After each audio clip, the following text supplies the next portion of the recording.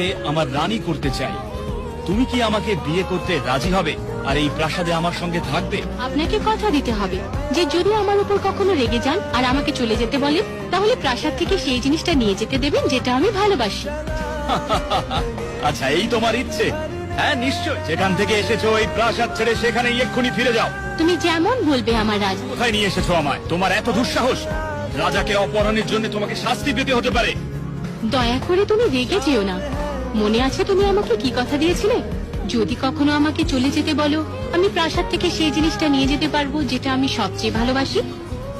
আর যেহেতু তোমাকেই আমি সবচেয়ে ভালোবাসি, তাই তোমাকেই সঙ্গে করে নিয়ে এসেছি।